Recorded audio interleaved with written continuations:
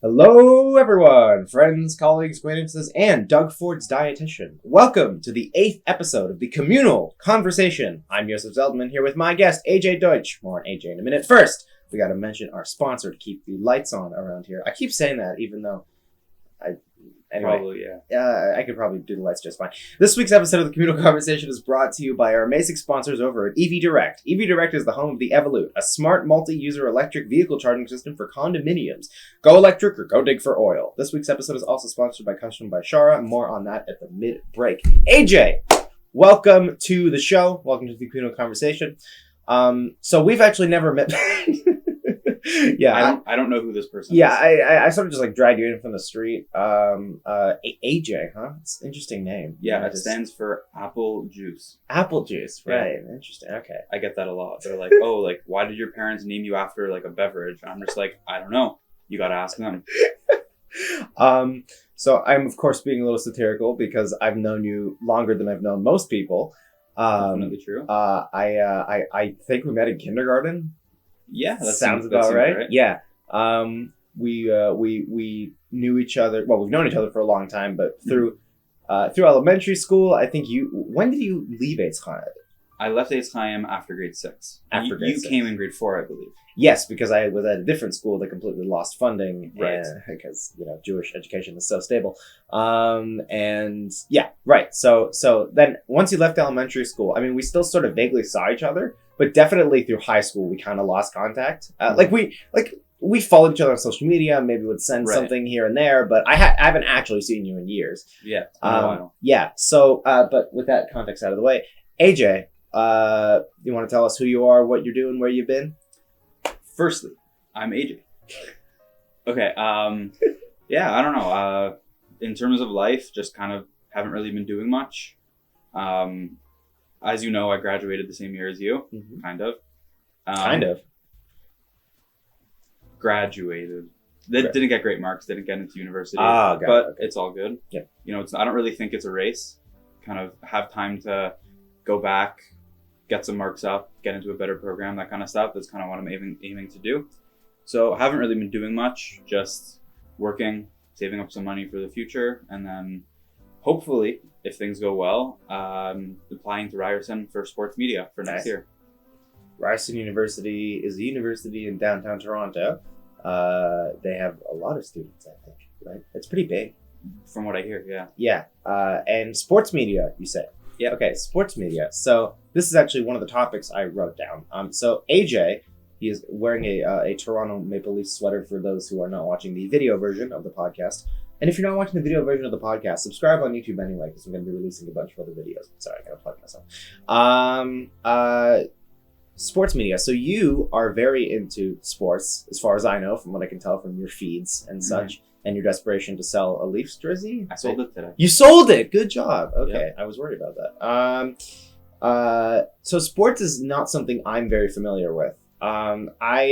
My relationship with sports in terms of my own life, I haven't played many sports. You can probably tell. I'm as thin as a twig. But I've never been super into it, and people really haven't, like, an obsession and drive towards it. Here's the thing, I used to not understand it. I used to be like, who cares? It's people throwing a ball. It's trivial, whatever. And then I remember, I think it was last year. I sat down. No, it clicked for me a few years ago when the Raptors won the World Championship. What is it? The finals. The finals, yeah. And I was on my bus. Sorry, we were on a coach bus coming from a graduation. Same for me. We went to the same place in graduation trip. Chicago. Yes, Chicago. I believe we went on a boat in the Michigan Lake, and we saw you guys on another boat. Yep. And some of the people in my grade who recognized me started like screaming, and then I recognized a couple of people from your grade. They were just like jumping up and down, like trying to get our attention. And I was like, I know those people. Who are these screaming Jewish fools just yelling things at you? Yeah, I remember we also, I think we saw you at some sort of park that we were in our bus and you guys were all congregated around. Like, anyway, but also, could be. I specifically remember us being stuck at the border behind you. We were 2 buses behind you guys. Yeah, and we made a joke that young Finney was just signing autographs for all the people in the border agencies, and that's why we were hauled up. Actually, a funny story. Yeah. One of my good friends at the border, She's probably not going to see this if I'm talking about it. Okay, yeah. Her name is Maya, but it's spelled Maia. And my other friend, Ami, at the border when they were taking IDs, decided it would be a good time to shout like, "Oh, look, that's not actually her name," because whatever. No, it's like a running joke. No. And the border people were like, "What? Like, what's going on?" And then one of the teachers like started screaming at him, and it wasn't really a long hold up, but it was held up for a couple minutes, and it was just like a really funny situation. I'm not sure what was running through his head at the border. My gosh. Yeah, you never joke with the border guys. I've tried. They don't have a sense of humor, dude. See, that was me when I was like a little kid. My parents were like, "Don't talk about bombs in the airport." And the entire time under my breath, I'd be like, "Bomb, bomb, bomb," like just waiting for someone to hear me. I don't blame you, man. There's just such that inclination to like pass by an airport security guard and be like, "Man, you think the cocaine will fit in the carry-on?" Exactly.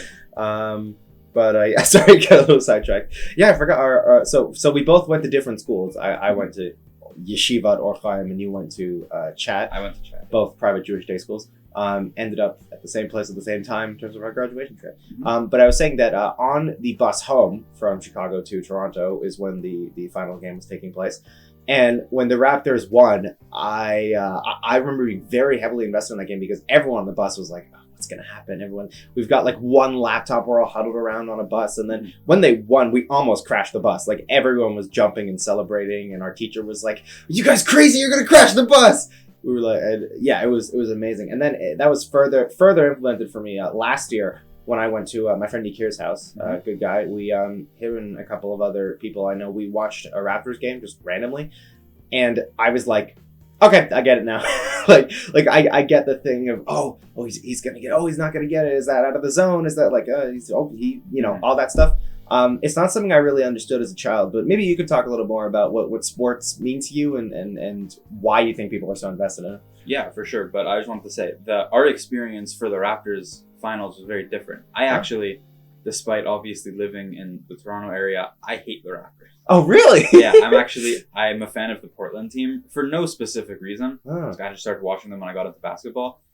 And there's a thing in Toronto, the Raptors fandom, in my opinion, where like Raptors fans tend to like highly overrate their players and stuff like that. Yeah. So living in Toronto, when that's all the media exposure you get, it could be frustrating. So I was kind of sitting there in the bus with all my friends, and I was just like, sitting there like, damn it, like I really wanted them to lose. And everyone's there like, screaming. Right. There was like half a feeling of like being a little left out on the sense like, oh, like I don't like the Raptors, but I want to like be celebrating with my friends. But on the other hand, I was like, you know what, like I'm standing up for what I believe in. Like I don't have to conform. Like I don't like the Raptors, and I can live with that. Rigid in your team beliefs. Exactly. I respect that. Yeah. Portland, do they constantly set their own games on fire, or? I really hope not. That's a political joke for all you listeners out there. But sorry. No, but there are at the gates of all the games there are heroin needle deposits. Really? No. But yeah. Okay, awesome. But yeah, back to your question. So, in my opinion, sports are actually a really, really multifaceted thing. You could look at it from the pure entertainment perspective, where, in my opinion, it's the same as any other entertainment. Like, you could say, what's so fun about watching, grown men pass a ball around or a puck around or whatever. And you can also say, what's the difference between watching grown men actors pretending to fight in a movie? Yeah, so, not into that at all. I love that kind of stuff as well. I just think that from an entertainment perspective, it's whatever floats your boat. You could get really hyped about the same way how you got really hyped in Endgame when Captain America held the hammer, whether you did or didn't. When I got really hyped. That's true. You can get hype for, a Damian Lillard 3-point buzzer beater, a very unlikely scenario to win a game. I know that doesn't mean much. I have no idea what you just said, but okay. He's my second favorite player. But, second favorite. Right. So I think from an entertainment aspect, you could consider those things pretty much the same. I think that's fair. There's also, I guess, sort of an escapism aspect, which I think you also find in stuff like movies, TV shows, books, where it kind of allows you for a couple hours to sit back, enjoy something that doesn't necessarily directly impact your life unless you kind of just get involved in something else. Something that, you could consider, for example, I like playing basketball in my spare time. And, it's fun to think like, oh, even though, you know, I'm a 5'7" overweight Jewish kid, I'm not making the NBA. It's fun to think, you know, like, what if I ran into LeBron James on the street and like was shot around with him? Like, that would be awesome. And it's just like, when you watch these games, it's kind of just something for me. It's like long day at work. You get to sit home. You get to watch the team you like, and it's really fun. It's relaxing. Kind of just like take a moment to forget about the things on your mind and get really involved in a game. That makes a lot of sense. Yeah, you make a really good point that the entertainment of sports. I mean, it's kind of hard to criticize what different people consider entertainment because everyone has such subjective nature of what they truly enjoy. Right. Like for what you said, like I like to watch stupid people in costumes beat each other up. Right. As do I. Not WWE for the record. Are you into that? I never got into that stuff. Yeah. But I mean like superheroes and Star Wars and all these wondrous fictional properties. I guess I always found with those that you could actually have characters to attach to and story arcs to follow and, you know, a lot more through line than, you know, ball goes from one place to another. So sorry, you want to introduce? I was just saying, that's a really interesting point, actually. Yeah. For someone that doesn't follow sports, they wouldn't see this. There is a ton of narrative in a league like the NBA. Okay. There are storylines after storylines. These players have stories. They have personalities. You know, a lot of them host podcasts, shows, their personalities. Right, and I constantly hear about trades back and forth. That's right. So that stuff is always super entertaining. So for me personally, I know you won't really relate to any of this. You won't know what I'm talking about. But for anyone that listens to that watches basketball, I specifically got into basketball because 5 years back-ish, I started watching this guy named CJ McCollum play, and he's good. Like, he's not a superstar, but he's pretty good. And he's just someone, he has a podcast, he does shows, and he's really, he's very well articulated, really smart guy. And I kind of was drawn in by the fact that, like, you know, there's an NBA player who grew up kind of in the slums in Ohio. And, you know, he was really short. He was 5'2" in high school, and he managed to be like a superstar player. Oh, wow. And so, you know, you have these stories, you know, where a lot of players come from nothing, find a way to get into the league. And a lot of the players don't come from nothing. You know, I mean, you've probably heard of the Ball family. Lonzo Ball, LeVar Ball, no. Well, they're all in the media. So they're, you know, super rich, all the media in the world. And so there's obviously different paths. But there are stories and personalities in the NBA that a lot of people can resonate with. So that is just a parallel you could draw between, obviously I understand and I relating to a character like Captain America or whoever in a comic or in a movie. Interesting. Okay, I guess that makes sense. Once again, it's not a world I'm super familiar with, but I honestly, your point of escapism is definitely a good one, and I think the point of escapism is getting a little lost now when you inject politics directly into sports. Like there's been I'm sure you've seen a huge movement of putting politics directly in sports when sports are really sort of meant as an escape from the real world and stuff that's, you know, overwhelming and depressive and such. Because I know personally, just from articles that I've read, that like the NBA viewership has dropped down, and the MLB, that's what baseball, right? Yeah. Okay. The MLB viewership has dropped because ever since politics got super injected into sports, people are getting less and less interested. At least on some. I mean, you're always going to have the hardcore fans that never leave it. Someone like you or other people out there. But the thing is, it's I don't know. Sports kind of plays on our innate tribalistic instincts as people. It's getting to more psychology, right? This idea of having a team and supporting your team, no matter what really happens to your team. That's definitely something we gravitate towards in general as people, right? 100%. Whether it's like our religion or our country or our community, whatever it is, like we all have this nature to be driven towards something and then support that thing 100%.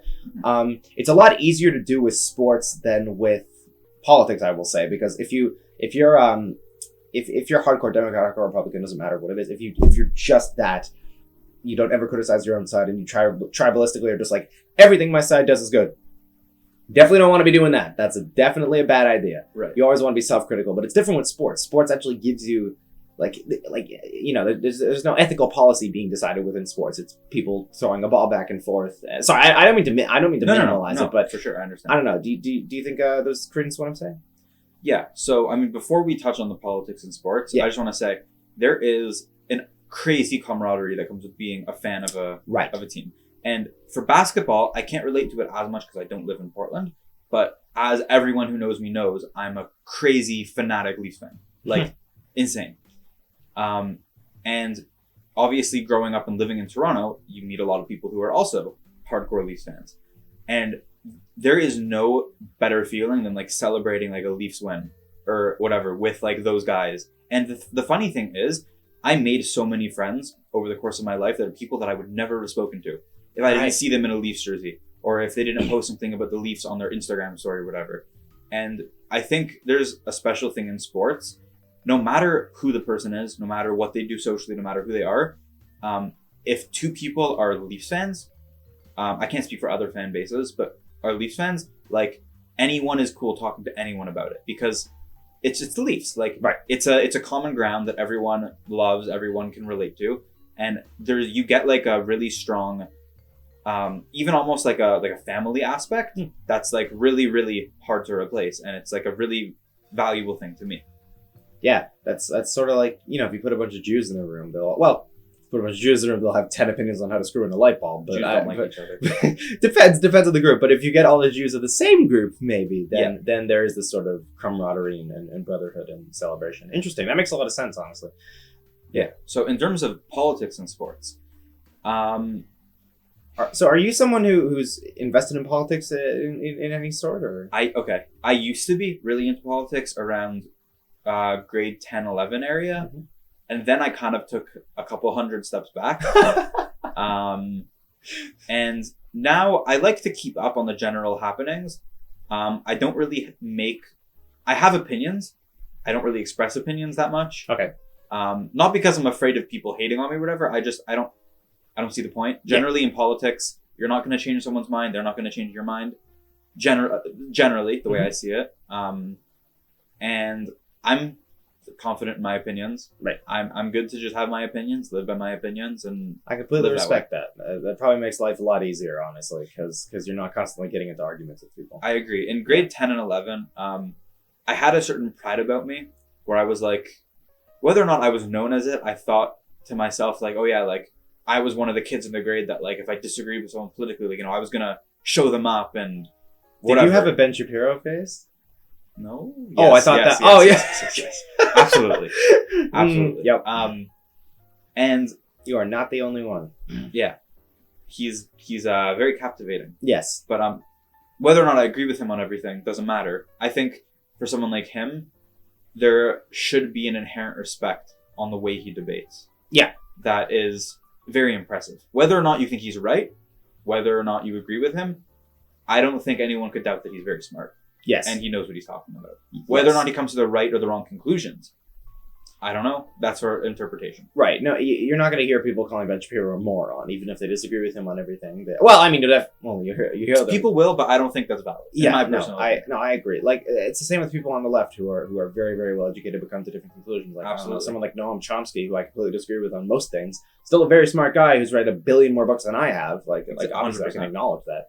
I think I'll get back to the politics in a second, but I think generally as society, I think we have to put more respect on knowledge. Yep. As opposed to condemning people about what they believe. I agree. And just respect the pursuit of knowledge and respect that whether or not you agree with this person, they've spent their entire life researching, helping people, learning to come to a conclusion. Yeah. I think that's something that people in general have to appreciate and respect more. And I think when people start doing that, it would just make for a much more cohesive society. I completely agree with you. The problem is that's getting lost more and more each day. You have these hyper-partisan collectives of only what our party believes is right, and no one else can have an opinion. And it's really toxic. Because you sort of, you lose the respect for people you disagree with, which I think is stupid. I think you should have respect 100%. For people you disagree with. And that's one of the reasons I kind of took a step back. Yeah. Because I realized when I drove myself deeper and deeper into the politics pit, I started losing respect for a lot of people that I was close with that I didn't agree with. And I also saw people started losing respect for me because no one wanted to be friends with the kid that would hyperfixate and correct everyone on everything they said. Yeah. And that, obviously, I had my friends and whatever, but I definitely felt an active, growing, I guess I would put it political resentment.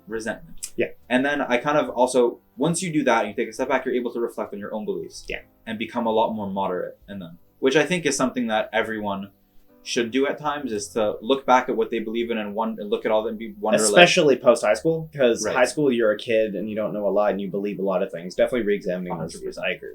And once people can sit down and kind of look at what they believe in from an isolated aspect, as opposed to taking what your parents believe or your friends believe or your teachers believe, I think people tend to learn a lot about themselves and the way they think. That definitely happened for me. But you bring an interesting point about the polarizingness of politics. So tying that into sports, last year in the NBA bubble, there was a huge Black Lives Matter movement, obviously, with the George Floyd incident and everything like that.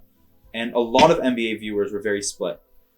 Some people boycotted it hardcore. Some people thought it was the best thing in the world. Personally, I'm somewhere in between.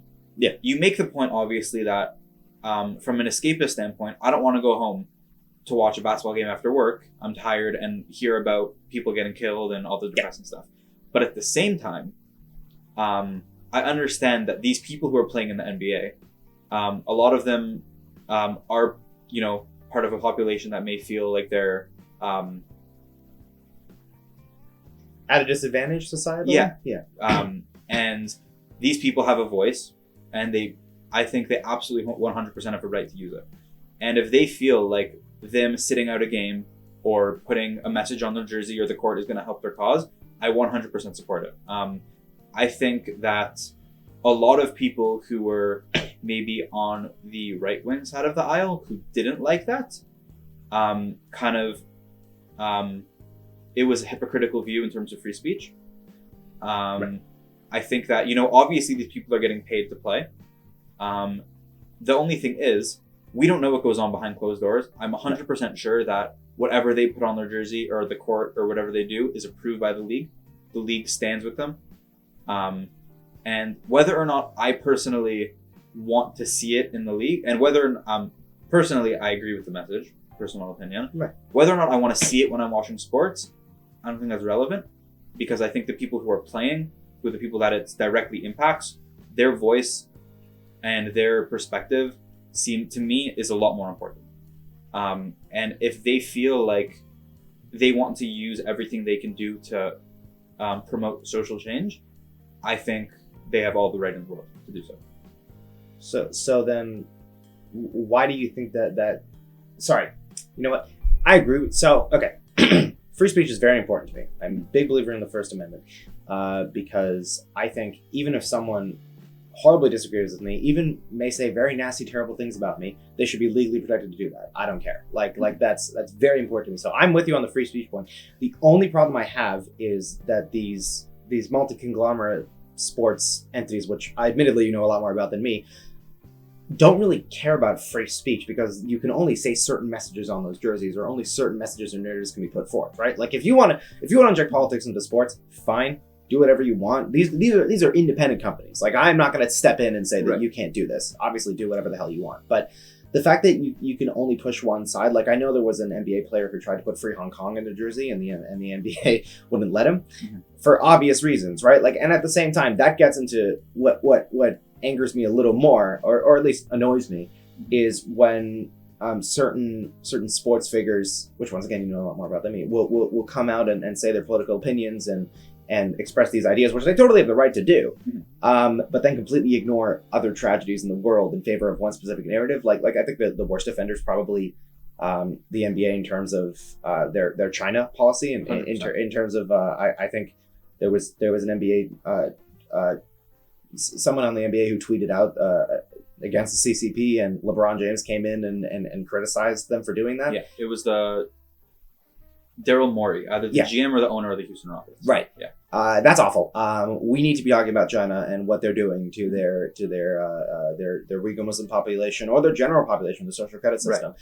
And I feel like this idea of free speech, as important as it is to me, I don't want free speech if it's regulated speech. That's the opposite, actually. That's the direct opposite. Because you're not going to have someone running on the court who says, like, vote Trump or whatever, or support the voting bill in Georgia. Like, that's not going to be allowed.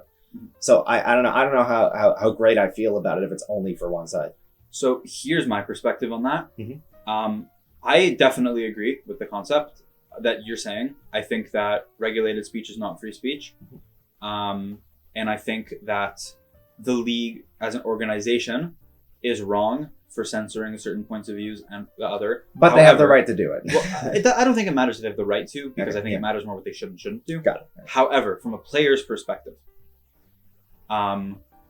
just because the league won't let them talk about X doesn't mean the players can't talk about Y, in my opinion. I think that it's an unfortunate situation that the league wasn't vocal about the China situation. Obviously, it was because they get a lot of money from China, and they didn't want that to stop by criticizing China. But at the same time, I don't necessarily think that would justify not talking about other issues. Right. So I think, and keep in mind again, from there are two totally different perspectives. There's the perspective of the league, which wants to maximize revenue, and they're more of a controlling sense. And then there's the player who's an individual who has causes close to their heart, who has, I guess you could say, the right to make their own decisions whether or not they play or not based on what the league does. And from a business perspective, I think it makes sense for the league to allow players to use their platforms. I don't think it's right, as I said, for the league to censor. Once again, yeah, it doesn't feel like an equal footing, honestly. It doesn't, and you're 100% right. But the players that, I'm trying to figure out how to word this properly. Sorry. Just because there is a little bit of a shadow ban on X doesn't mean there has to be a shadow ban on Y.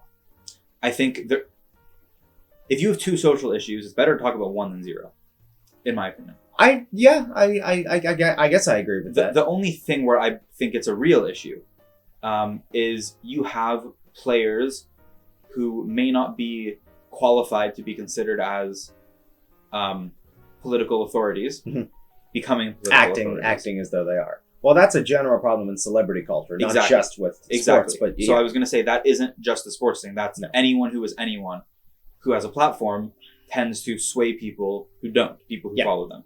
And whether or not that's a problem conceptually is up for discussion, because at the same time, you do have people like Ben Shapiro who sway people who may not be able to think for themselves. Right. The one thing I would say is Ben Shapiro is probably a lot more qualified to. Yeah. But then again, do qualifications matter? It's politics. People can kind of listen to whoever the hell they want. Exactly. It doesn't really bother me. As in, I would never curve anyone's right to listen to whoever they want. But at the same time, I can still recognize the toxicity of people like celebrities and sports players getting into this world that they really have no expertise in, and then claiming that they do have expertise. Absolutely. I'm very into politics, but I would never claim that I'm some sort of authority. Like I have opinions. I like saying those opinions sometimes, or sometimes not. And that's pretty much it. I don't think anyone should be listening to me in like a mass crowd of my ideas. I don't really care. But that ties back into a point of, knowledge and learning, stuff like that, because I think it would be good for, say you're a huge LeBron James fan, and he's someone who's known as being like a political figure, even though he's an NBA player. If you were a big LeBron James fan, I think you as an individual then have a responsibility. If you want to listen to him talk politics, I think you have a responsibility to then, you hear him make a comment on his opinion about China, for example. I think then you have to take it upon yourself to research that. Yep. I don't think that you should just be like, oh, LeBron thinks it, so I should think it. But then again, that's a huge problem in society of just people following people's opinions for no reason, which goes back to the whole,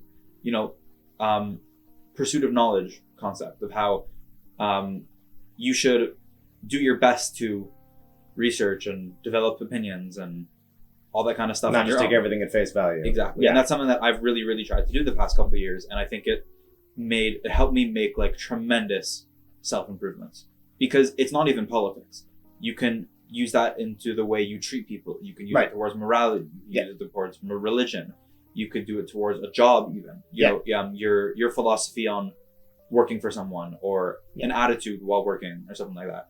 Something like that, when you're able to take a step back and kind of think for yourself, and whether it involves, Googling something or reading a book, or getting different people's opinions, people that, you respect their opinion and you trust them.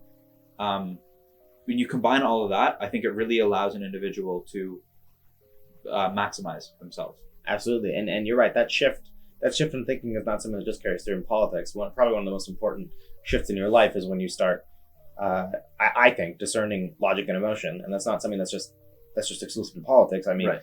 one of my pet peeves, I guess, and this is not to criticize most people because people have complicated lives, and I'm not going to step in and tell you that you suck at things, but I don't like when people take anecdotes and then apply that to, and then generalize based off of their experience that they've had, right? Like someone will experience something and that thing might be terrible or awful or slightly uncomfortable. It doesn't really matter what it is. And then assume it's like the broad picture. That everyone else who experiences that thing is going to have the exact same experience. Uh-huh. That is ignorance, and it does annoy me. And that is something that I think once you grow older, you start to realize that maybe just because you've experienced this thing a certain way doesn't mean everyone is going to experience it that way. And that's hard. That's a hard shift to make. Like you would never, emotionally, you would never want to deny your own experience as the only experience. But logically, you sort of step outside your own point of view and see, oh, well, maybe other people have felt differently about Here's the thing that makes that blows my mind about what you just said. Mm-hmm. What about someone who goes through the same thing twice and experiences two different reactions? How are they then able to? Like, how do you compute that? How do you exactly compute that generalization? And I think you can make a reasonable assumption that people, unless it's like a crazy random experience, people go through similar experiences more than once in their life. Yeah. Whether it's, a feeling of social anxiety or getting rejected by someone or something like that. It'll happen to someone more than once in their life. Yeah. And it will impact them differently every time. Or I think it would. It depends. It depends on what it'll evoke, but usually the base emotions are the same for people. Generally, but it depends on the context of the situation. Right. But that's the thing. The context is never exactly the same. No, it's not. And because the context is never exactly the same, the reaction is never exactly the same. Yeah. So how can someone experience that twice and still think those are the only two perspectives? Because it makes no sense. Because usually what you find is those people will do their best to find the commonality between those two things. Mm-hmm. That there's like let's say what's a good example of this? You talked about relationships, breakups. Let's say something like that. Like someone who broke up with their girlfriend, and it was horrible, hard, and tough, and sucked, and it made them feel a certain way about relationships in general. And then they skeptically tried another relationship again, and it also ended bad and terribly and awful. Even if those two things ended badly for completely different reasons, the person will most likely find the commonality between those two things, and then say overall relationships end badly. I understand that. I understand that definitely bothers. For me, my I guess my logical pet peeve is I really don't like when people do things without a reason. I know it's really broad, and I am working on it. Yeah. But I'm an overly logical person. I use logic as a tool to ground myself and to help myself out of like negative emotional experiences. Good.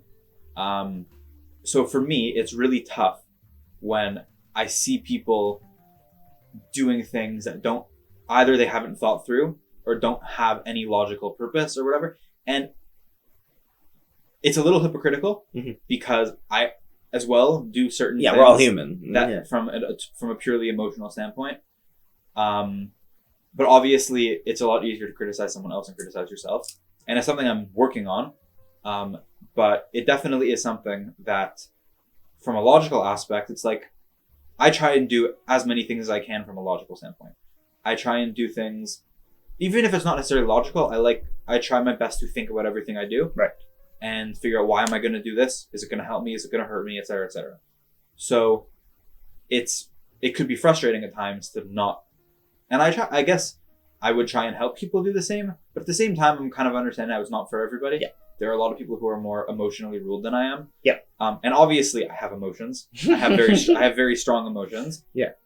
I'm just working on, kind of being able to put them to a side. Discerning them. Yeah. Discerning, being like, well, I'm really sad about this, but logically, it may help my life. So, let's not be sad about it.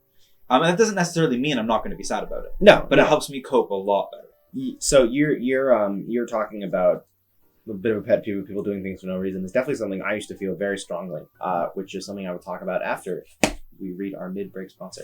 In addition to EV Direct, this week's episode of the Communal Conversation is sponsored by our good friends over at Custom by Shara.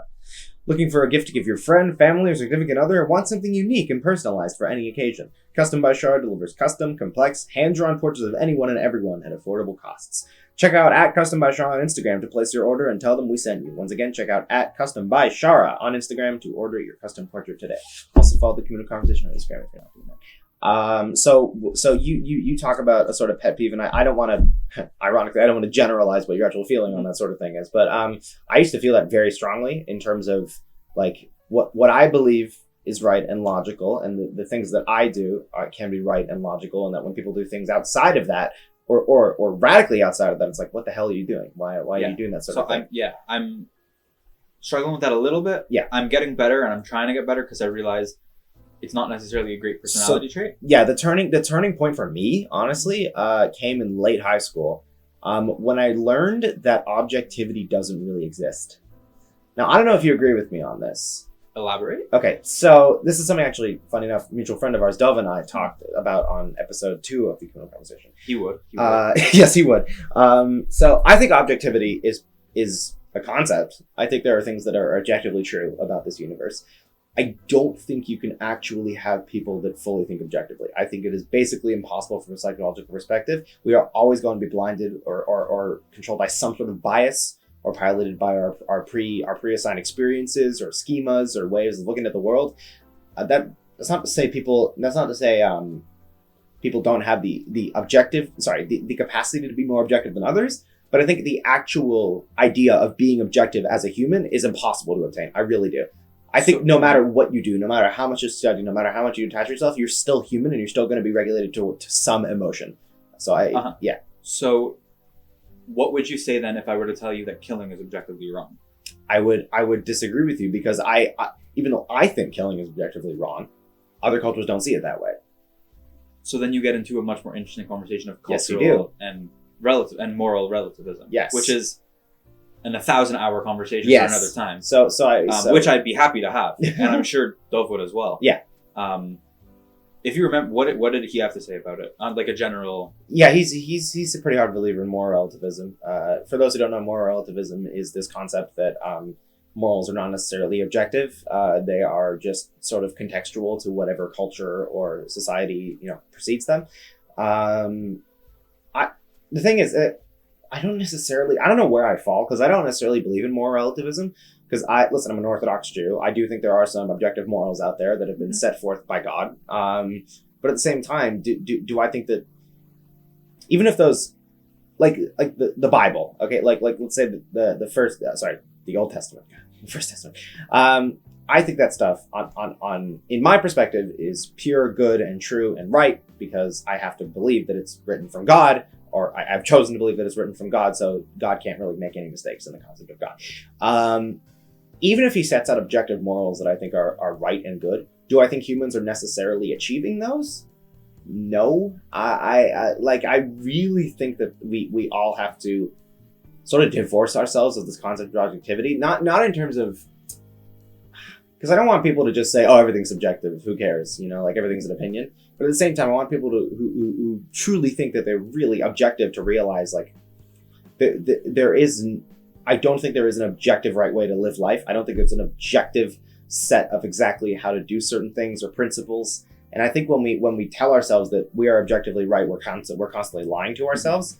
And I don't know, it's just something that made a turning point in my life, because I started to realize that what I thought was objective, even if on my own end seems completely logically sound, for other people, maybe not. Maybe completely the opposite. So that ties into a really interesting philosophical topic. Okay. About whether humans are able to or even expected to be moral. Right. So the specific example is, if you're walking somewhere, and there is right next to you, fully capable to save them, it requires zero effort, a child drowning. Would you have a moral responsibility to save them? I would say yes. Now, what happens if there are an infinite amount of them? At what point would you not be morally responsible to save them? I guess when you physically can't anymore, no? So there's a lot of, not subjectivity, there's a lot of different opinions. And I think the general thing is, from what I understood, the general answer was, you would technically have a moral obligation to save as many as you can. However, you can't realistically hold a human to that standard. No. So But do you actually have an objective responsibility to saving an innocent life if you have the capacity to? I'd say yes. I would say yes, but that doesn't compute necessarily with my actual values on what I think human morality is, which is definitely tough to. Which is exactly why the overall concept is, whether or not there are objective or subjective morals, humans can't actually comply to them. It's not possible for a human to be fully moral. Because you have so many things that are considered immoral that even our subconscious, I think there is a very, very strong argument to be made that it is immoral for you to own all of this. Really? In the sense, why would you have this when you could donate the money to homeless people? Right. It's obviously a whole other conversation. There's always a backdrop to it. And I can't remember who I read about it. I can't remember his name. I'll get it to you later if you want to look into it. Yeah. There's a really good video I can send you about it. And the common opinion from what I understand is, while it's not technically moral, you also don't have a responsibility to adhere to that morality. If you understand what I'm saying. Because humans just don't work like that. No. You can't expect a human by human nature to not have any physical pleasures or that kind of stuff. Right. So whether or not it's technically moral or not, does it matter? Maybe not. Maybe it doesn't matter as much as some people would think. But I think it would matter on some level to actually run a society. You have to have things that are aggregated as immoral to conduct law, justice, like a fair court system. Right. On a macro level, 100%, which is where we get into the whole thing of, which I wouldn't say I 100% agree with you, but I agree generally in the sense that societies are inherently morally subjective. Yeah. That's definitely true. Is it though? Because actually, to compute my own values. I mean, something like the Constitution of America, right? The Constitution of the United States of America.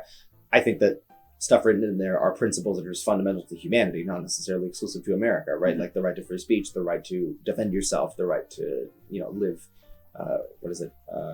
Life, liberty, and property. Shoot. Oh, I'm gonna have a lot of checks in the comments for that one. I think that the U.S. Constitution outlines inalienable rights for any human being existing freely, but at the same time, not every culture in the world agrees with that.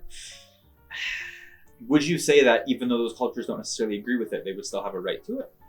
So what? The people within the culture would still have a right to it, even if someone who doesn't believe in free speech moves to America where there is a huge belief in free speech, do you think they would right? I don't think that cancels out from a moral aspect. Yeah. Okay, so I mean, in that sense, you are giving some leeway to moral objectivity. I am actually. You're right. Whether or not morality as a total is subjective, you can believe there are individual morals that are objective. I think you're right. I think there are certain morals that my good friend Nathaniel would so destroy me on this. Sorry. No, it's okay. So I think there are certain inalienable things that are objective, but once again, even if they are, how would you explain people who are outside of that realm, like something like murder being accepted in other cultures? If murder is an objectively moral hazard or something that's morally bad, why do you have other cultures that see it as normal? Something like sacrificing, I think Dove and I have the example of sacrificing the third-born baby to appease some sort of god that has been created in a certain tribe somewhere out there in the mountains, right? Because once you slam the label of objectivity, you assume that most people will. Well, actually, I just realized that's completely untrue because humans are irrational and barely comply by actual objectivity. Well, okay. Well, there's that, but there's also morality, whether or not is objective. There are lots of things that are objectively grained inside of humans that we might not necessarily know based on education or exposure. And these people, they may not just have that kind of education or exposure. Yeah. So I think that's simple, but I think it's true. I think if you're raised and born in, even if it's a society where they believe that killing 99% of the population brutally is acceptable, whether or not, I think we could agree that's morally not okay. Yes. And I think that whether or not you believe in a god or not, you could say that it is not okay. Because it's innocent life being lost. I think you can Brutally. I think that matters as well. And I'm pretty sure you can agree that innocent life should be protected regardless of whether you believe in God or not. So whether or not whether or not it is an objective morality or not, they don't have. It's like the Dunning-Kruger effect. You'd have to remind our audience what that is. I believe I could be confusing it with a different name. I really hope it's this one so I don't get destroyed. Stupid people don't have the context to know that they're stupid. That's very true. That is very, very true. It's the same thing. They don't know what's right, so they don't know whether what they're doing is wrong.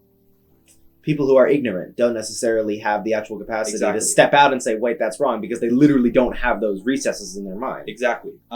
As someone who I consider myself to not be stupid, I'm able to look at someone who I may consider to be a little more unintelligent and be like, oh, like, this person's very wrong about this. Because I know two sides of a story. If he only knows one side of a story, he can't tell himself that he's wrong. There's no way to actually step outside. That's a very good point. Because there's it's a common phrase that,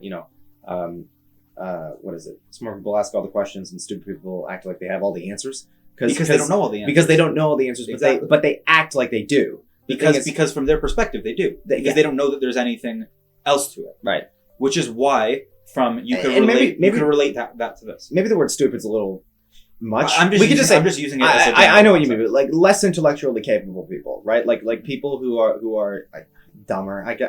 You can relate it to something simple as colors. If someone's only able to see 5 colors, they won't know there are more than 5 colors. Right. They have no reference point outside of those 5 Even colors. though everyone that can see infinite amount of colors knows there's more than 5 colors. So you have people that are of a different sort of intelligence that have only been in their lane. So actually asking them to step outside their own lane and consider their perspective is kind of impossible. They would have no idea how to do it. Right. But at the same time, which is another reason why you can't actually hold humanity to specific moral standards. Because that applies to everyone to a certain extent. Right. Yeah. Not everyone has knowledge on everything. Exactly. Yeah.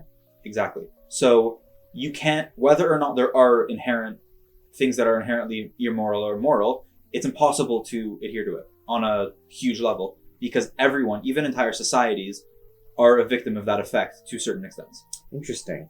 But, and then you get to Then I think what plays into the conversation is, I know we went so far from sports, but it's honestly fine. Mm-hmm. We're playing the game of humanity now. Right. Exactly. But I think once you get, so we've established that there are people who are ignorant or of lesser intelligence that default into certain ideas or beliefs through no fault of their own, through experience, through maybe genetically, through the way they were born, whatever it might be. Mm-hmm. And the expectations of the people are definitely different. But then at the same time, you have to establish a society that has accountability.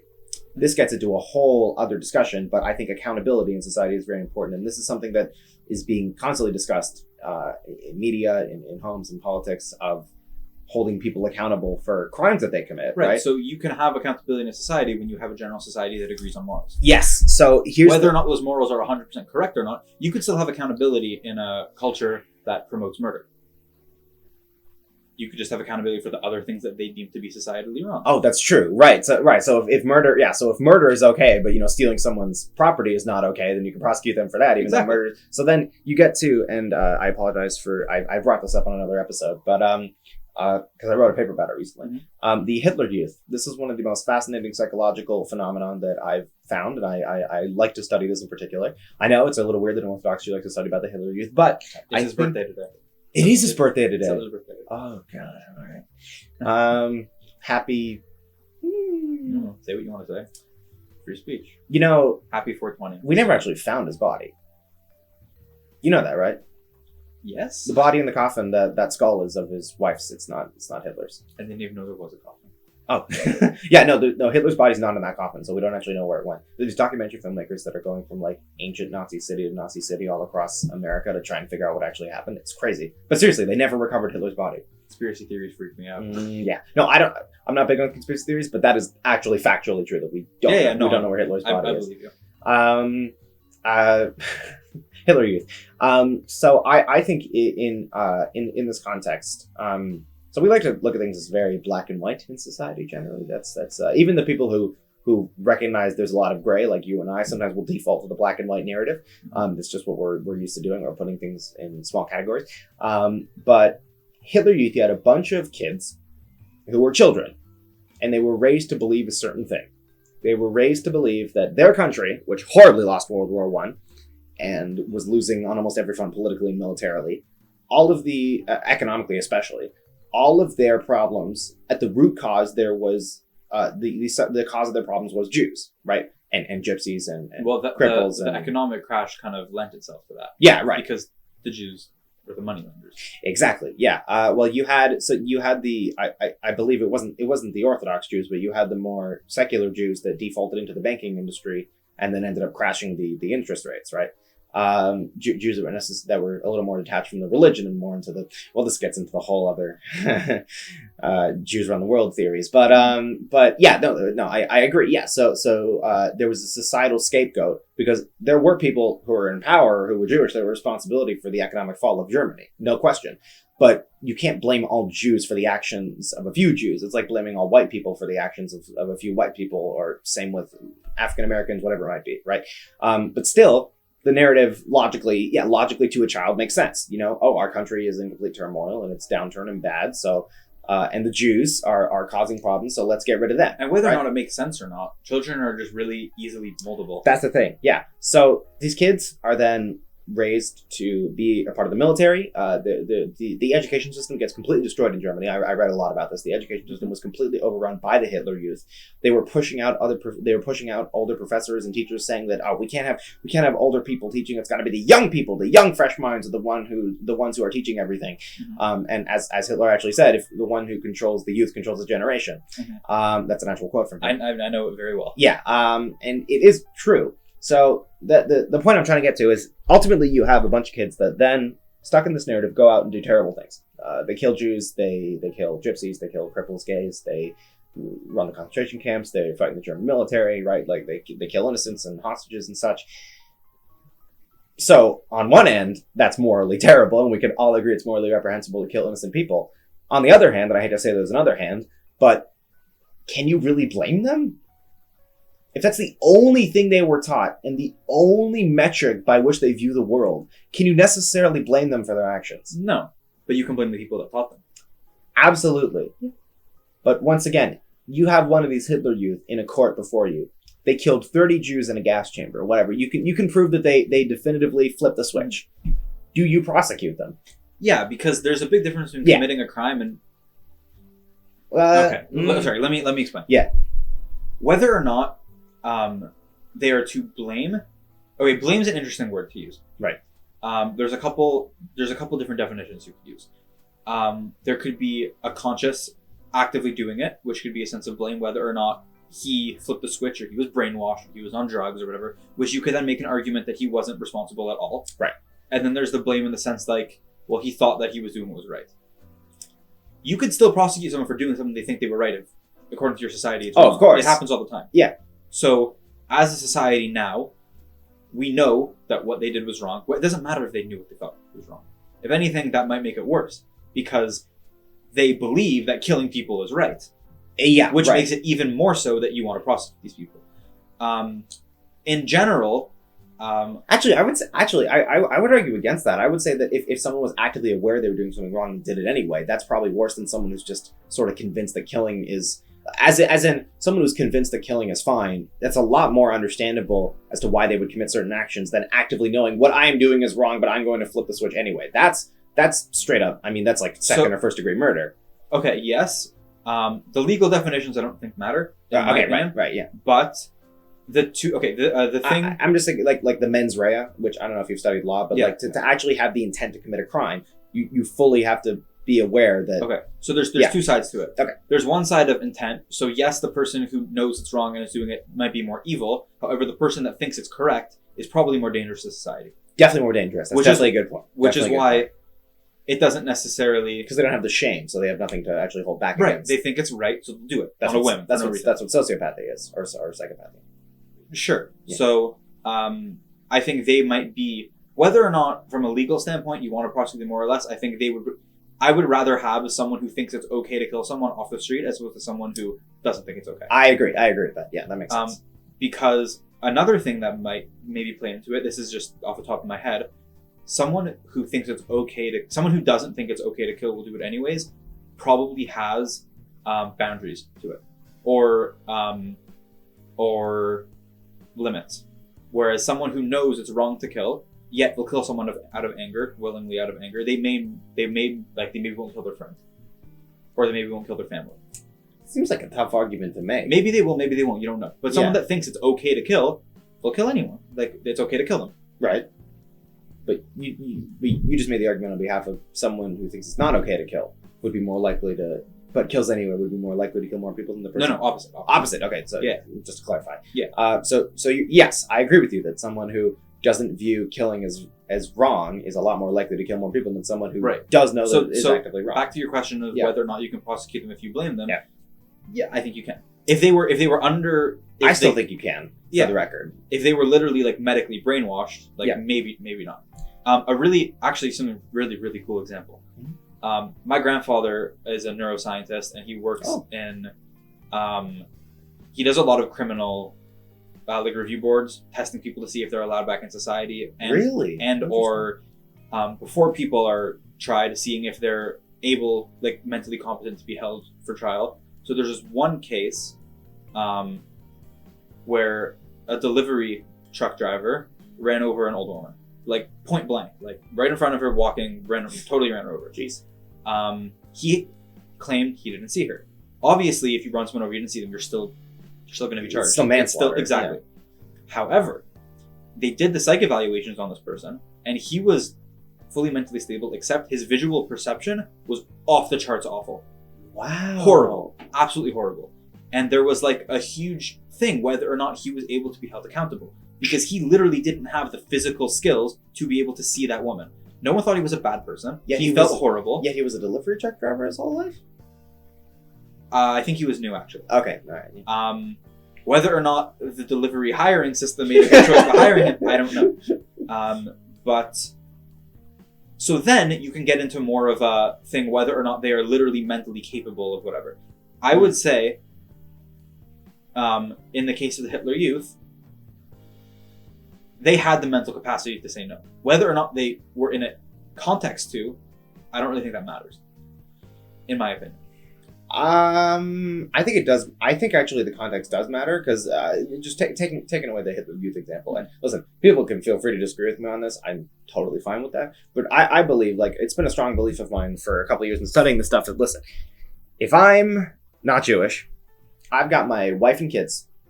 They're the most important thing to me. They're my family, and that's that. If I got a gun to my head, and the officers are telling me, if you don't tell me where these Jews are, I'm going to shoot your family right in front of you and then shoot you, I'm going to rat out some Jews. Sorry, like, I know it's a little forceful, but like... Oh, I would as well. I would do it anyway. But when you're in the context of something like that, where it's actually life or death situation, you're pushed to do things you don't enjoy. I don't know, I think... The issue is Hitler Youth enjoyed it. Did they though?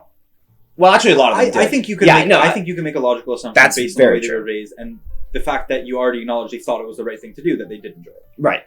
And I mean, you do actually. There are stories of Nazis who realized what they were doing was wrong. Yes. And they helped hide Jews, help Jews escape, help whatever. That's the thing. It's just, however, that's a huge minority. Right, and also it was a constant policy to have Nazis drunk operating the gas chambers, because so they wouldn't realize the actual evil intent of what they were doing. Oh, really? Yeah, no, that was actual policy in a lot of countries constantly to keep the SS officers drunk. But I would say that probably you would have more likely defectors from the Nazi ideology in the adult population than the younger population, right? Because the younger population, if they're directly raised with those ideals... They were basically groomed for it. Yeah, exactly, as opposed to adults which may have taken on that idea later or are forced into a society. So I'm going to walk my context statement back a little bit. Okay, yeah. I didn't think I meant concept. Yeah. I think I meant more mentality. Right. In terms of like the youth, where they actually think it's right, then I don't think the context matters. Okay. If the context is, they were intoxicated and they were forced into it, obviously then I think held to a much different standard. Where the example I brought, I believe he served 8 months and then did some sort of rehab / community service, whatever. So he obviously What's the charge on? He obviously wasn't punished to the full extent. Charge was manslaughter. Right? Whether or not, I don't know if I agree with that personally. Yeah. But it's just it just shows that even in our current society today, there are different factors that, and no matter how you put it, he killed this woman. Yep. He did. He didn't do it on purpose, but he did. And it wasn't, I don't know if accident is the right word. He obviously didn't mean to kill her, but he couldn't do anything to prevent it, right? Because he just didn't have the mental capacity. So wouldn't that be involuntary manslaughter? Sorry, I keep throwing legal terms at you, but as in, can you necessarily, if you literally didn't have the capacity to avoid doing that, then that's not really murder. I think by definition, maybe it wouldn't be. Yeah. By legal definition. Morally, though, I'm not so sure.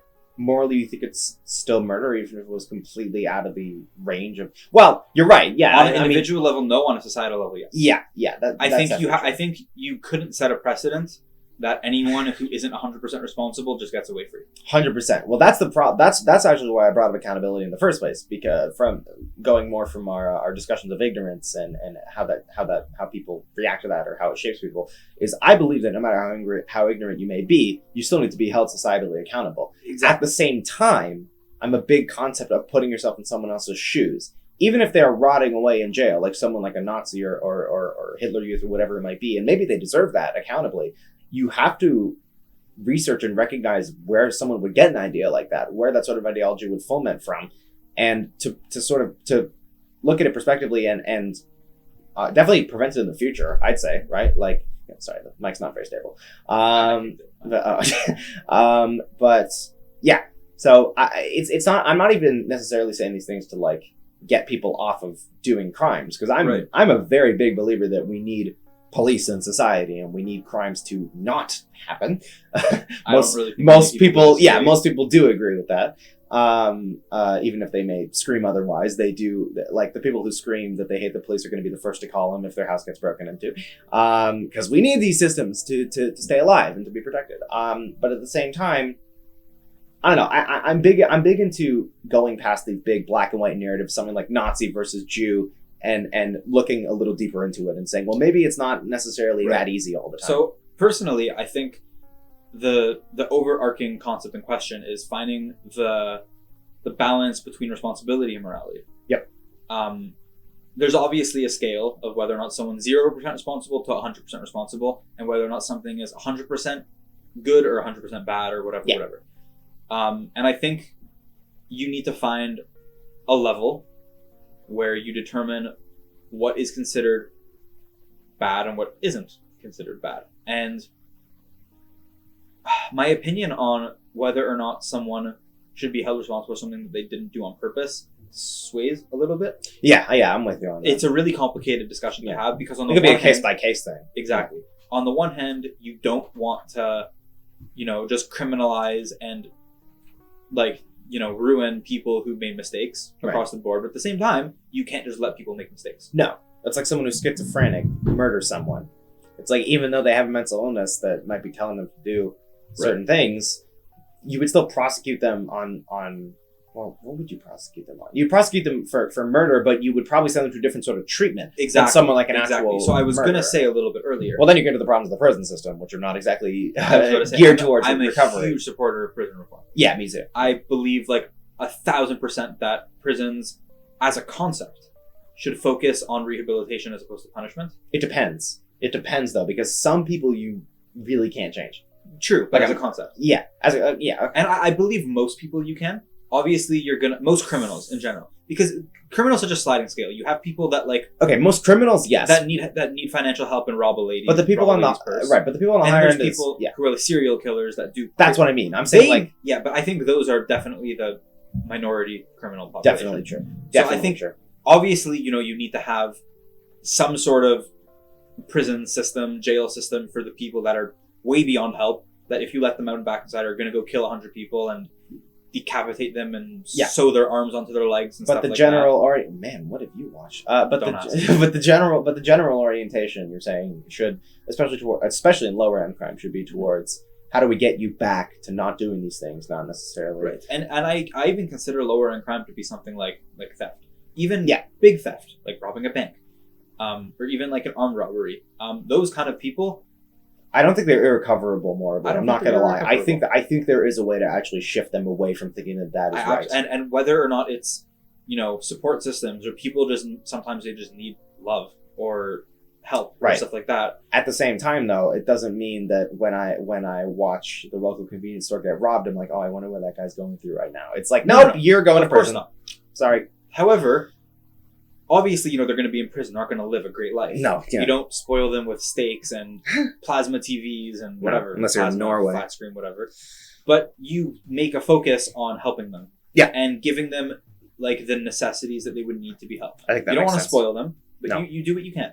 And I don't know the financials about it. There's obviously arguments 2 and 4 based on the money. So that's what I was going to say. Like in terms of taxpayer priorities, that's definitely lower on the list. And it's definitely a lot easier to just throw people in cells and say, like, yeah, whatever, who cares about them? This is a little bit of like a personal issue that I need to fix. I don't really have a high value for money. Sorry, let me change that. I have either too high value or too low value. Okay. If it's... so you're not worrying about like the global deficit or anything like that? No. Okay, right. So I'm worrying about... So the fact that Joe Biden just printed $2 trillion doesn't necessarily bother you? No. Okay, right. So we have very different views on that. I don't know, but that's okay. But that's also a little bit of ignorance. I tend to... It's fine, yeah.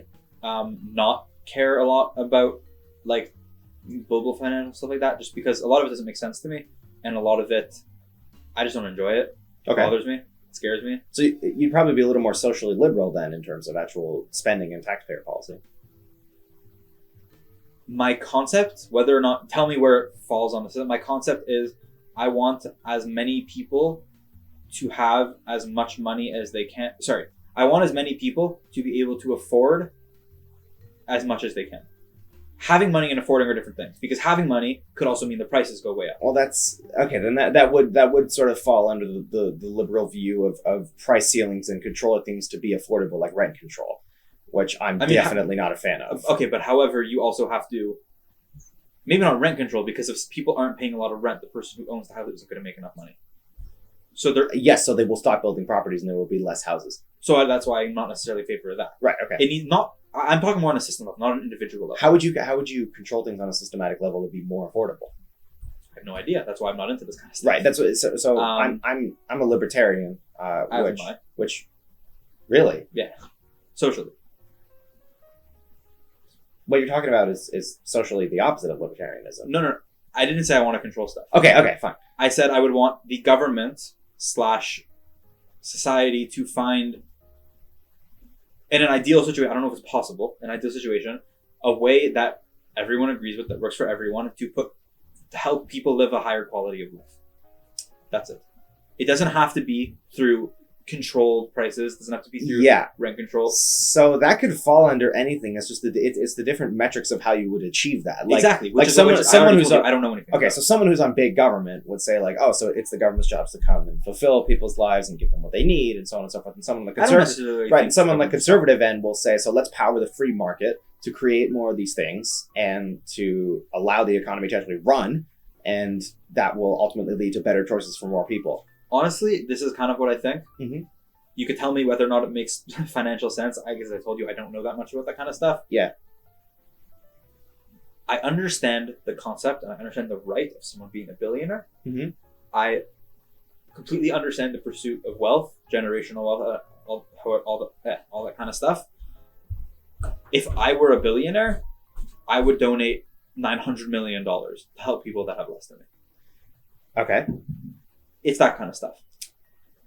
That's your right, obviously, but I think everyone should. You think that's a moral responsibility for people who have that amount of money? Yes. Okay. Just in the sense how I believe it's morally wrong to buy a $10 million watch. Really? Yes. Okay, I would disagree with you. I think morally I would definitely prefer people donate to charity, but people can do whatever they want. I don't really care. I don't think there's morality necessarily in how you spend your money, unless you're directly funding crime. That's something. But if your vices happen to be very expensive, so live your life. Who cares? I don't like. So the problem is you get into a conversation of, do people have responsibility to help other people, and to what extent that goes? I think if you have a responsibility to help other people to the best of your potential, then you have a moral responsibility to not buy that $10 million watch. I don't know if you necessarily have a moral responsibility. Like, I help other people all the time. That's how I orient my life. But do I necessarily have a moral responsibility to help other people? I don't know the answer to that, actually. I actually don't know. I never think about that. Personally, I think ideally, yes. right. But right. enforceably, no. Yeah, but that's what I'm saying. You can't enforce it. Yeah. But you asked me my personal opinion on what I think people should do. That's my personal opinion. I think that the people that have, everyone that has more than they need should help people to get what they need. I think ideally I agree with you, but it's not something I would ever enforce or impose on other people. I don't think you can. I don't think people can do whatever the hell they want. I don't really exactly. care. I just think it's right. Unless you're actively taking advantage of people. Right. Like, would I prefer for billionaires to give more money to charity? Which, by the way, a lot of them do. Oh, of course. And this whole lie that like billionaires and millionaires don't pay their taxes is like most of the taxes in the U.S. are paid by the millionaires and billionaires. Like most of the tax base is in the higher income brackets, not the middle or lower. Right? They do pay their fair share. I mean, they're definitely some of them evade it and buy other things and take in other countries, so on and so forth. That's fine. But I in general, I'm just not really a fan of like cramming down my ideas on how someone should spend their money onto others. Especially because if you look at this basement, it's a little oversaturated with things that I don't necessarily need. Right. So maybe that inclines me a little more towards the libertarian spend your money whatever the hell you want. But at the same time, I do recognize that yes, ideally, I would like more billionaires and millionaires to aggregate their. So let me clarify. This ties directly back into the concept that whether or not something is moral or not, you can't necessarily hold them accountable. Right. Right. Yeah. Personally, if I had the potential to have what you have here in this basement, I would. 100%. Right. Whether or because I love it. It's fantastic. It's so impressive. Thank you. Whether or not I would probably feel a little tinge of guilt, like I could spend this however much money it is, towards helping, homeless youth in Ontario. Right. I would probably feel, maybe it's probably better for the greater good for me to put this money into whatever. I would probably still be like, you know what? I worked hard for this money. I want to spend it on myself. Yeah, I guess I'm not necessarily. So that's why I'm a libertarian. I'm libertarian in the sense like I think people have the right to, and I think people should to a certain extent. Yeah. On a not necessarily moral level, but I think I made the clarity. I don't necessarily think morals. They're not enforceable, and they're not necessarily. Well, certain are like killing and stealing. Something like this isn't enforceable. Yeah, and it isn't necessarily how every individual should run their individual life. Yeah, I agree. I think if everyone in the world gave everything, I don't think you'd have a very stable society. You've given me a lot to think about. Not gonna lie, I appreciate that. Okay, so that's all I want. And I just back to something you said before. Oh yeah. People that know me very, very well know that there's nothing I like more than helping people. Right. It's like I've made it my life goal. I'm with you. That's why I'm trying to be a psychologist. Like that's the ultimate way I can help people, I think. I'm trying to be a sports broadcaster. Dude, everyone's got their own metric of doing. However, there's different ways to help people. Of course. And I don't make that much money. I work a part-time, almost minimum wage job, but I donate 10% of all the money I make. It's partially enforced by my parents. I was going to say, that is a religious. But at the same time, if I were to say I don't want to do it, they wouldn't force me to do it. Right. I'm happy to do it because I understand whether or not I make a ton of money personally, I still live with my parents. I'm provided 3 meals a day, whether or not I eat them, that's just whatever. I'm still provided 3 meals a day. I have a comfortable bed to sleep and all that kind of stuff. I know a lot of people don't have, and that makes me feel awful. Yeah. So I'm very happy helping, and even the people that I'm close with. My favorite thing is, even it's not like financially, I just like, helping people feel better, helping people, like making people laugh, all that kind of stuff. No, I'm with you. Yeah. Because it's that kind of stuff that, I can see you did the whole like Darth Vader downtown thing that I imagine made a lot of people very happy. Yeah, a lot of my life is centered around comedy. I'm not gonna lie. Yeah. So for me, whether it's, just making people laugh with jokes or just trying to be there, for me, the biggest thing not everyone takes me up on this, but I'm trying like emotionally help as many people as I can. Yeah. Just like being there for them. I do that. So, and to me, that resonates with me because the people that have been there for me emotionally over the years have like... It's what defined you as a person. Right. Yeah, it's like a huge impact on me. And, you mentioned Dove. Dove's like, he's my best friend. Like we've had each other backs for like 6 years now and that kind of stuff. So like nothing makes me happier than like when Dove has an issue, him coming to me and me being able to help him. Something like that.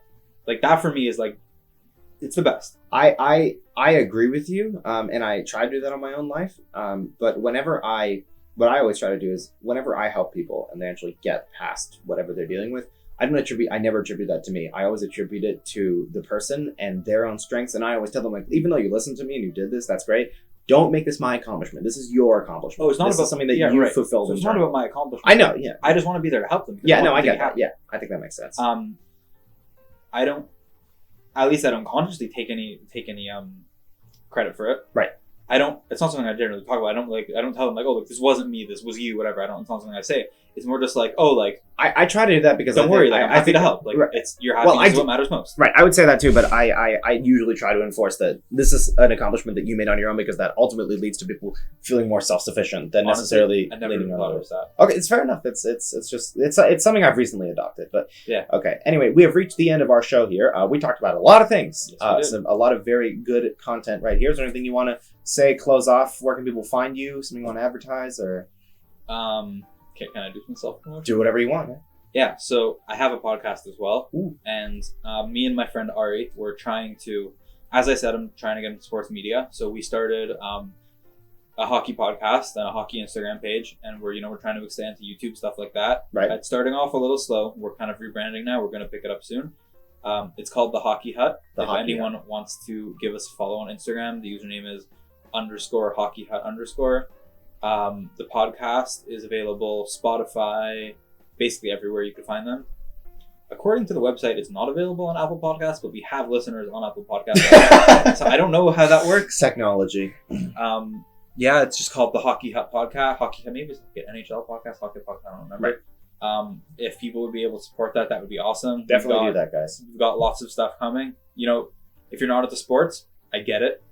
It's not for everyone. So for whoever this applies to, definitely go and give _hockey hut _ a follow. I will put that on the video and in the description. Much appreciated. Awesome. Okay, cool. Well, I wish you the best of luck in that podcast venture. We are both definitely trying to get something off the ground here. So I want to mention Instagram yet again. So definitely go and follow _hockey hut _ but also follow the Communal Conversation on Instagram. I will be putting out different things on there. Make sure to, if you're watching on YouTube, make sure to like this video. It means a lot. And also I noticed that most people who listen to these full episodes are not subscribed to the channel, which is really, really weird. So definitely if you're not subscribed to the channel, click that subscribe button. There's going to be some cool videos coming soon that have nothing to do with podcasting. I think everyone will enjoy. And even for those who are listening on Spotify or any of the other platforms, definitely go ahead and subscribe on YouTube. I would suggest that. Listen up. We're gonna make a collab here with the Hockey Hut. Oh God! If you're listening to this right now and you're not subscribed yet, and then you go follow the Communal Conversation and the Hockey Hut, sponsored by the Hockey Hut. If you're into hockey, we'll give you some hockey cards. Just literally hit me up. If you're following and subscribed to both, I'll send you some hockey cards. All right, give some proof that you're subscribed to both of us and you get some hockey cards. Nice, thank you. I appreciate that. Cross promotion there. If you have any questions for the next episode, for our next guest, if you have anything you're thinking about, just leave them in the comments below or in an Instagram DM. And once again, thank you to our sponsors, EV Direct and Custom by Shara. AJ, thank you so much. This is the 8th episode of the Communal Conversation, closing out. I like to snap to close it out. We're going to go on 3. All right, ready? Am I snapping as well? Yeah, 3, 2, 1.